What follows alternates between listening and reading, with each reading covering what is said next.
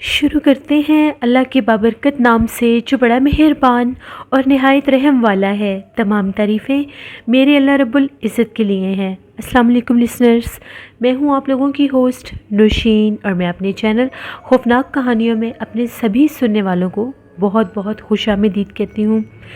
मेरे सभी लिसनर्स ने कल मुझे बहुत ज़्यादा दुआएं दी हैं। बहुत शुक्रिया आप सबका। आप सबकी दुआएं और सपोर्ट मुझे ऐसे ही चाहिए। इंशाल्लाह मेरे चैनल पर जो इशू बना हुआ है, जो डीमोनेटाइज़ मेरा चैनल यूट्यूब ने कर दिया है, वो इंशाल्लाह मोनेटाइज़ हो जाएगा दोबारा। आप लोगों की दुआ चाहिए मुझे। और परेशान तो मैं काफ़ी ज़्यादा हूँ, लेकिन फिर भी इंशाल्लाह मैंने हिम्मत नहीं हारनी। मैं जैसे रेगुलर काम करती हूँ मैं ऐसे ही करूँगी। आज आप लोगों के लिए मैं बहुत इंटरेस्टिंग हॉरर स्टोरीज़ लेकर आई हूँ जिन्हें आप लोग बहुत पसंद करेंगे। सिलसिला शुरू करते हैं आज की खौफनाक कहानियों का। बढ़ते हैं आज की पहली खौफनाक कहानी की तरफ। ये खौफनाक कहानी जैन शेयर कर रहे हैं अटक से। जैन कहते हैं कि आज आपके साथ मेरा एक दोस्त है, उसके कज़न की ज़िंदगी में पेश आने वाली एक बहुत ही ज़्यादा डरावनी कहानी शेयर करना चाहता हूँ। मेरा जो वो दोस्त है, क्लास फेलो है मेरा, वो लोग क्रिश्चियन हैं। वो बताता है कि एक दफ़ा ऐसा हुआ, मेरा जो कज़न था उसे बहुत ज़्यादा शौक़ है हॉरर मूवीज़ देखने का, स्पेशली हैरी पॉटर देखने का उसे बहुत ज़्यादा शौक़ था। और जब Harry Potter first time release हुई सिनेमा हॉल में 2001 में, तो वो मूवी देखने चला गया। वो बहुत ज़्यादा एक्साइटेड था मूवी देखने के लिए। जब वो वहाँ पर गया तो उसे पता चला कि वो जो मूवी शो है वो तो 9 बजे शुरू होना है रात। वो वेट करने लगा। जब उसने मूवी देख ली तो मूवी के बाद काफ़ी ज़्यादा लेट हो गया। अब जो सिनेमा हॉल था वो उसके घर से, उसके टाउन से बहुत ज़्यादा दूर था। उसके घर जाने का जो रास्ता था, जो उस सिनेमा हॉल से होकर गुज़रता था, उसके बारे में बहुत सी बातें मशहूर थीं। लोगों का ये मानना था कि रात होते वहाँ पर बहुत से जिन्नात ज़ाहिर हो जाते हैं, जो उस रास्ते के ऊपर गुज़रने वालों को अपना आप ज़ाहिर करते हैं, उन्हें तंग करते हैं। बहुत से लोगों के साथ वहाँ पर बहुत से प्रॉब्लम, बहुत से हादसे हो भी चुके थे और ऐसी बहुत सी बातें वो सुन भी चुका था। रात बहुत ज़्यादा थी, उसके पास गाड़ी भी थी, लेकिन उसके पास कोई और ऑप्शन नहीं था। सिर्फ एक वही रास्ता था जिससे होकर उसे अपने घर जाना था, क्योंकि किसी और रास्ते को वो जानता नहीं था। और उसको ये भी डर था कि अगर मैं किसी और रास्ते पर चला गया, कोई रॉन्ग टर्न हो गया, तो मेरे लिए बहुत ज़्यादा प्रॉब्लम हो जाएगा। पहले ही इतनी रात हो चुकी है और मैं हूँ भी अकेला। उसने उस रास्ते से अपना सफ़र शुरू कर लिया। अब अपना डर ख़त्म करने के लिए उसने अपनी गाड़ी में बहुत हाई वॉल्यूम में म्यूज़िक लगा लिया। अब बिल्कुल सुनसान रास्ता, आधी रात का टाइम और एक अकेला इंसान, और जिसको ऑलरेडी ये भी पता हो कि वो रास्ता जो है वो आसेब सतह है, वहाँ पर बहुत से जिन्नात होते हैं, तो तब इंसान की कैफियत ही कुछ और होती है। जैसे ही अपना डर ख़त्म करने के लिए वो गाड़ी में बार बार हाई वॉल्यूम में ऊंची आवाज़ में गाना लगाता था, तो वो गाना चलते चलते बंद हो जाता था। ऐसा लगता था जैसे गाने को बार बार कोई बंद कर रहा है। 2 से 3 दफ़ा उसने म्यूज़िक प्ले किया, गाना चलाया, लेकिन 2 से 3 बार ही उस म्यूज़िक प्लेयर को बार बार कोई बंद कर रहा था। उसे लगा छोड़ो, हो सकता है कि इसमें कोई प्रॉब्लम आ गई होगी, मैं सुबह जाकर इसको ठीक करवा लूँगा।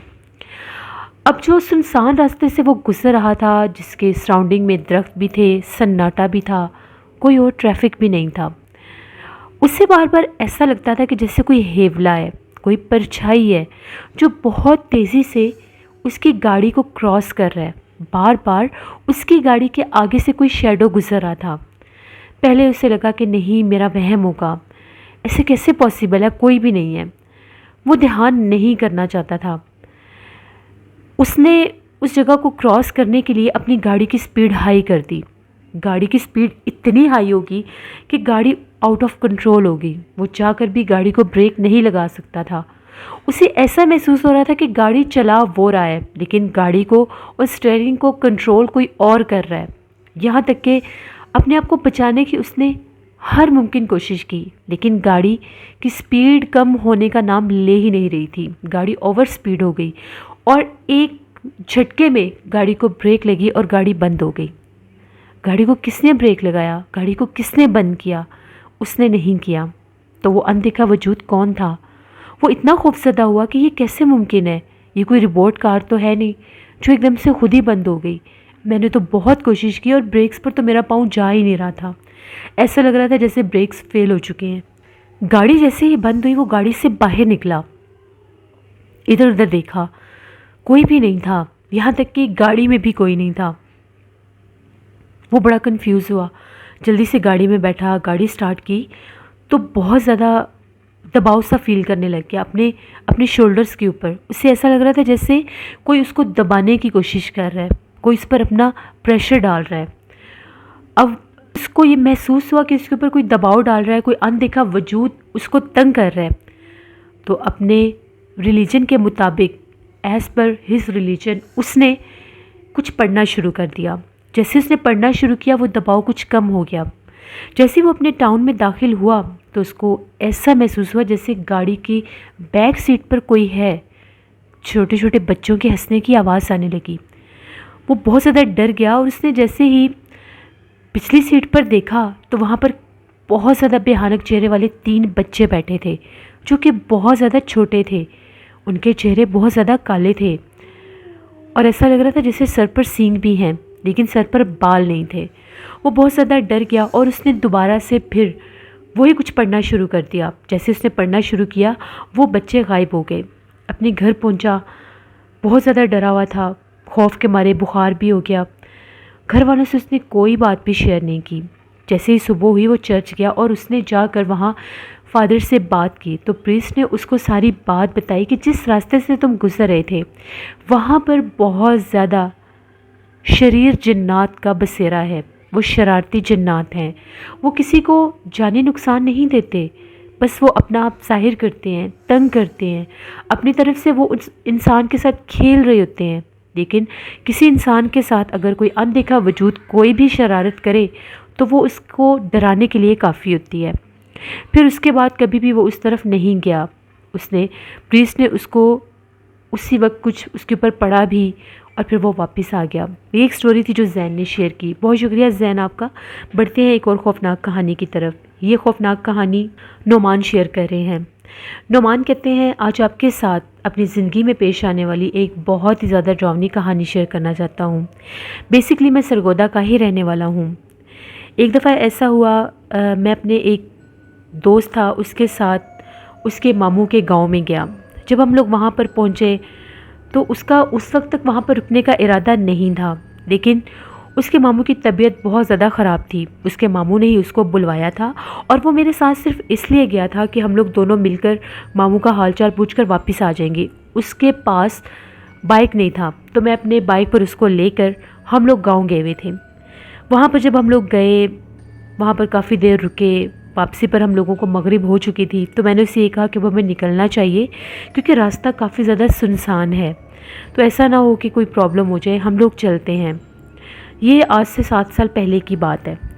तो जैसे ही हम लोग जाने लगे उसके मामू की तबीयत और ख़राब हो गई। उसने ये कहा कि तुम चले जाओ, मैं तुम्हारे साथ नहीं जा सकूँगा, मुझे मामू के पास ही रुकना होगा क्योंकि इनकी तबीयत बहुत ज़्यादा ख़राब है। उनका कोई बेटा भी नहीं था, सिर्फ उनकी एक बेटी थी और इस कंडीशन में वो उनको छोड़कर नहीं आ सकता था।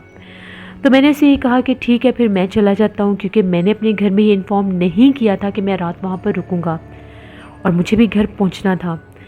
उसने मुझे बहुत फोर्सफुली कहा कि नहीं, तुम रात का खाना खा कर जाओगे। तो मैं इसके पास रुक गया। पहले मैंने उसे बहुत समझाया कि नहीं मुझे देर हो रहा है, लेकिन उसने ये कहा कि नहीं तुम खाना खा कर ही जाओगे। उसके मामू ने भी मुझे बहुत फोर्स किया, तो उन लोगों के इतने इसरार पर मुझे रुकना पड़ गया।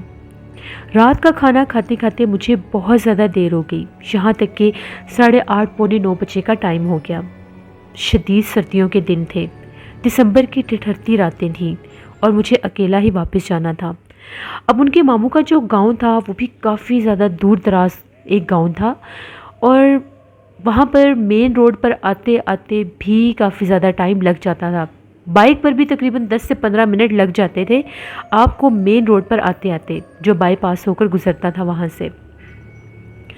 उसने मुझे समझा दिया कि इस तरह से तुम यहाँ से निकलोगे तो तुम्हें मेन रोड पर जाने वाली सड़क मिल जाएगी। ये एक अंदरूनी रास्ता है, लिंक रोड है, शॉर्टकट है, तुम जल्दी पहुंच जाओगे, सर्दी भी बहुत ज़्यादा है, धुंध भी है, तो तुम खैरियत से जाना। उससे इजाज़त लेकर मैं वहाँ से निकल पड़ा। मैं बहुत आहिस्ता आहिस्ता बाइक चलाता हुआ उस लिंक रोड तक पहुँच गया जो उसने मुझे एक शॉर्टकट बताया था। वहाँ पर जैसे मैं उस लिंक रोड पर एंटर हुआ, थोड़ा ही अभी आगे आया हूँगा, ज़्यादा से ज़्यादा 1 मिनट की ड्राइव की होगी। आगे जब मैं गया तो वहाँ पर 2 रोड्स थे। एक रोड लेफ़्ट साइड पर जा रहा था, एक रोड राइट साइड पर जा रहा था। अब ये डबल रोड देखकर मैं तो कंफ्यूज हो गया कि उसने मुझे ये तो बताया ही नहीं था कि वहाँ पर 2 रास्ते हैं। अब यहाँ पर मैं कौन से रास्ते पर जा सकता हूँ? मैंने अपने तौर पर अंदाज़ा लगाने की कोशिश की कि अगर हम लोग हाईवे पर जाते हैं, मेन रोड पर जाते हैं, तो वो कौन सी साइड बनती है। तो मेरे मुताबिक वो जो बनता था वो लेफ़्ट साइड से अगर मैं जाता तो मैं लिंक रोड को क्रॉस करके हाईवे पर जा सकता था, लेकिन मुझे नहीं पता था कि वो एक रॉन्ग टर्न था। जैसे ही मैं वहाँ पर उस रोड पर आया, बहुत ज़्यादा अंधेरा था। वो तो इतना अजीबोगरीब रोड था, बिल्कुल कच्चा रास्ता था, उसके दोनों साइडों पर बड़े बड़े दरख्त थे। अब मैं डरता डराता उस रास्ते पर तो चल पड़ा, पीछे भी नहीं जा सकता था, सर्दी इतनी थी, अब इतना दूर कैसे वापस जाता। चलते चलते मैंने क्या देखा, उस रास्ते के ऊपर जैसे कोई चलता हुआ जा रहा है, सफ़ेद लिबास था उसका।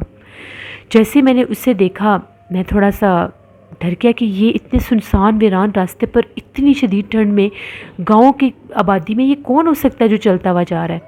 देखने में वो ऐसा था जैसे कोई औरत है, बाल बहुत लंबे थे। जैसे ही मैं उसके पास जाने लगा, पहले मैंने सोचा मैं इसको बुलाता हूँ, पूछता हूँ कोई हेल्प की ज़रूरत ना हो, लेकिन फिर मैंने सोचा नहीं, मुझे ज़रूरत नहीं है, गांव के माहौल कुछ और होते हैं, तो मैं ऐसे रोकूंगा ये माइंड कर जाएंगी। मैं उसको क्रॉस करके थोड़ा ही आगे गुजरा तो मुझे बैक साइड से बहुत ज़्यादा भयानक एक आवाज़ सुनाई दी। ऐसा लगा कि उसने बहुत भयानक कहका लगाया हो, और वो हंसने की आवाज़ बहुत ज़्यादा ऊंची थी। मुझे बड़ा अजीब लगा कि ये मेरे पे हंस क्यों रही है। जैसे मैंने पीछे पलट कर देखा तो वो हंसी की आवाज़ गायब होने के साथ साथ वो औरत भी गायब हो चुकी। अपनी आंखों से जब मैंने उसको गायब होते देखा तो वो मेरे दिल दहला देने के लिए काफ़ी था। वो पलक झपकते कहाँ गई मैं नहीं जानता। मैंने बाइक की स्पीड बहुत हाई कर ली। जैसे मैंने बाइक की स्पीड हाई की तो मेरे पीछे कोई भयानक आवाज़ें दे देकर भाग रहा था। पता नहीं मैं कौन से रास्ते पर था, मैं कहाँ निकला, मैं कहाँ गया। आगे एक और गाँव शुरू हो गया, वहाँ पर भी सारे घर बंद थे, सर्दी के मारे हर कोई अपने घर था। उस गांव को मैंने क्रॉस किया तो मुझे मेन रोड मिला, फिर मैं अपने घर पहुंचा। आधी रात मुझे हो गई। वो रात मैं कभी भी नहीं भूल सकता, वो बहुत भयानक थी। ये मेरी ज़िंदगी की एक ऐसी खौफनाक कहानी है जिसे मैं कभी भी नहीं भुला सकता, जो मैंने आपके साथ शेयर की। बहुत शुक्रिया नोमान आपका। लिसनर्स, ये थी आज की खौफनाक कहानियाँ। अपना फीडबैक मुझे ज़रूर दें, आप लोगों को कैसी लगी। आप लोग भी अपनी खौफनाक कहानियाँ शेयर कर सकते हैं डिस्क्रिप्शन बॉक्स में दिए गए email ID nosheer57@gmail.com पर। इसके अलावा आप लोग मुझे कमेंट बॉक्स में भी स्टोरी शेयर कर सकते हैं। मुझे आप लोगों की दुआओं की और आप लोगों की सपोर्ट की बहुत ज़रूरत है। मुझे ज़्यादा से ज़्यादा आप लोगों ने सपोर्ट करना है और दुआ करनी है कि मेरा चैनल मोनेटाइज हो जाए दोबारा से, जो कि इंशाल्लाह हो जाएगा। और कल आप लोगों के साथ फिर मुलाकात होगी। हॉरर उर्दू सेंटर को भी जाकर सब्सक्राइब करें। अल्लाह ना करे अगर ये चैनल का इशू सॉल्व ना हुआ तो मैं हॉरर स्टोरीज़ अपने हॉरर उर्दू सेंटर पर स्टार्ट कर दूँगी। इसी तरह से मुझे सपोर्ट करते रहिए। Thank you for watching. Stay blessed. अल्लाह निगहबान।